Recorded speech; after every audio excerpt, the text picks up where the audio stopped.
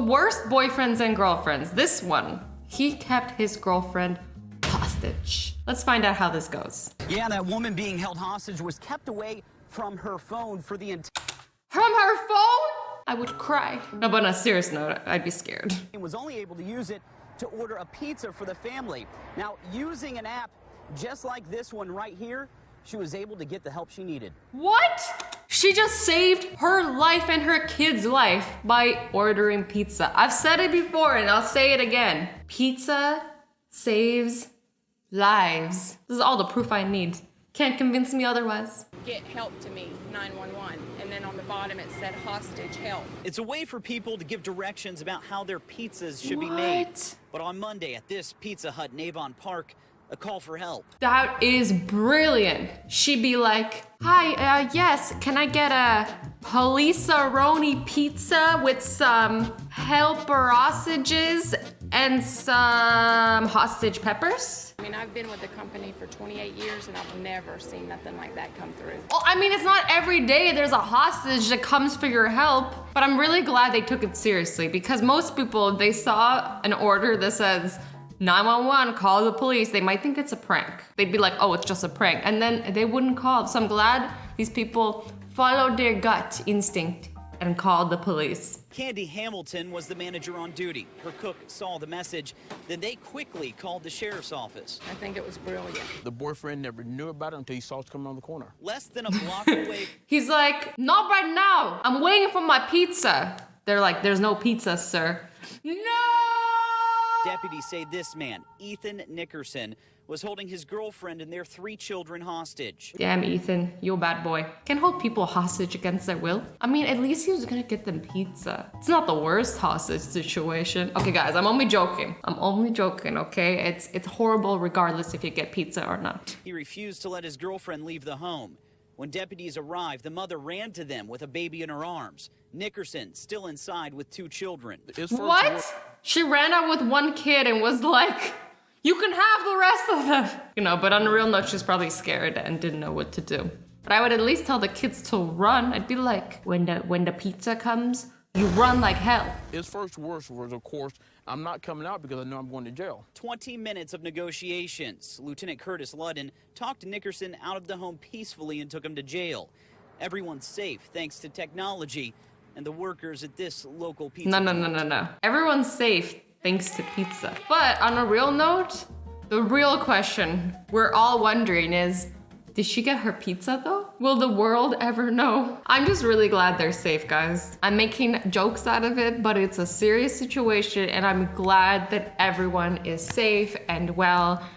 But I still hope they got their pizza. He tried to sneakily sabotage his career. She was so mad. Honey, this is low down and dirty. There's What's no low other way down to and put dirty? This Canadian judge says that a woman What's low down and dirty? was afraid to lose her boyfriend. So she fooled him into thinking that he'd been turned down by his dream school. What?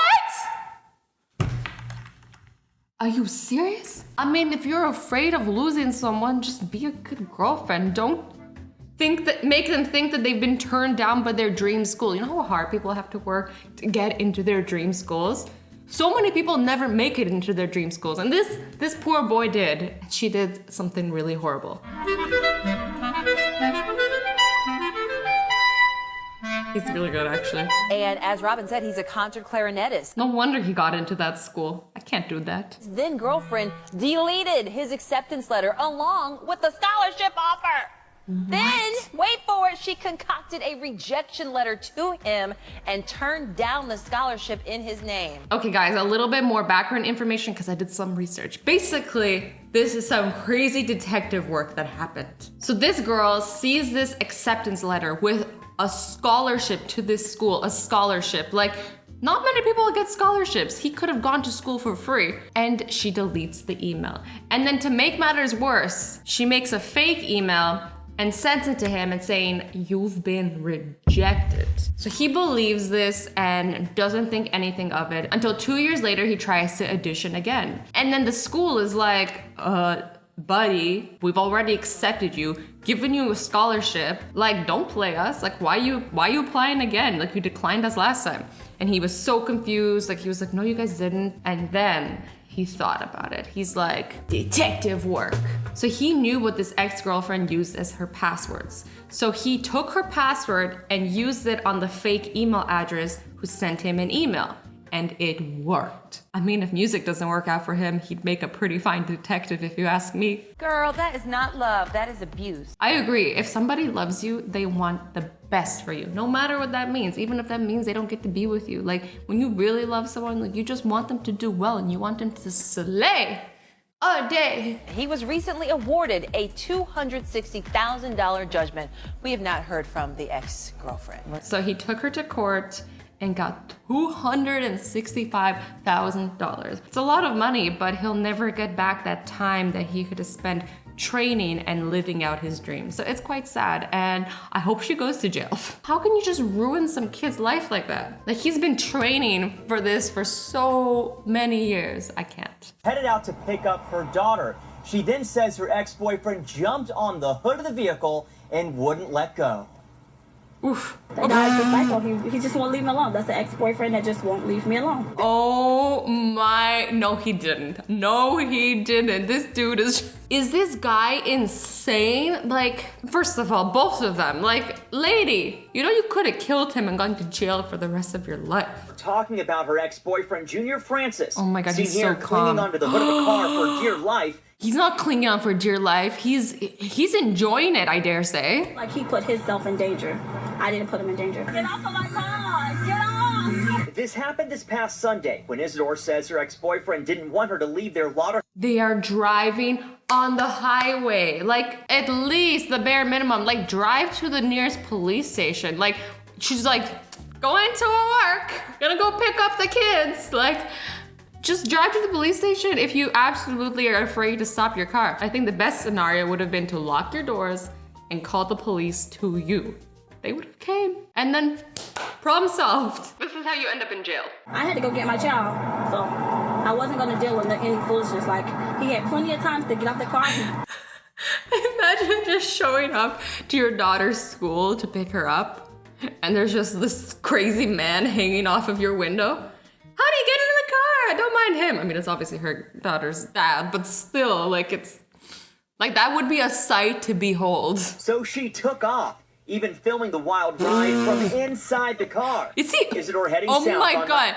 He's not just on the hood of her car. He's just casually having a phone conversation. He's like, hi, Domino's? I'd like to order an extra large pepperoni pizza. Sorry, there's just a lot of wind on this car. Thinking to herself, this was beyond bizarre. And I was on the 95. I thought, like, hey, this is crazy or whatever. So I actually pulled over to Azzy and tried to stop the car, and he still didn't want to get off. Eventually, her ex-boyfriend did get in the car. And She made that huge scene, drove down the highway, only to eventually just let him into the car. Like, how do you cave after all of that? You're like, okay, now that like everybody's videotaped us and I'm going to jail, let me just let you into the car. Why not? I feel like people are losing their minds nowadays. So this woman's fiance proposed to her, and she did something a little unexpected. She went online to humiliate her husband for being cheap. He proposed and presented me with the ring he'd chosen, a diamond solitaire in white gold. I was so happy and excited to accept, but was disappointed when I first saw the ring. The first word that entered my head was small. There's nothing to dislike about the type of ring, per se, as a diamond solitaire would have been my choice. But it's the whole thing. The color of the gold, the setting, the small stone. Did I mention the stone is small? And relatively chunky shoulders. Hey, lady, don't say anything with my shoulders. His salary is nearing a 6-figure sum, and he's usually very generous. Having seen the receipt, I know he paid $1,674 for it, which is a lot less than I would have imagined he would have spent on such a significant piece of jewelry. I mean, isn't it the thought that counts at the end of the day? It's not really about the ring, it's about the person behind it. She does say here, though, that because it's a piece of jewelry she's gonna be wearing every day for the rest of her life, she actually wants to love it. I mean, I can understand that, but like, at the end of the day, it's a gift. You don't really get to choose your gifts. Oh man, this is so awkward. Like, imagine like not liking a gift that someone gave you and then publicly embarrassing them online. Oh, that's so awkward. Anyways, guys, I hope you enjoyed this video. I love you all so much. Stay awesome, stay sweet, and don't forget to be nice to each other. Bye-bye.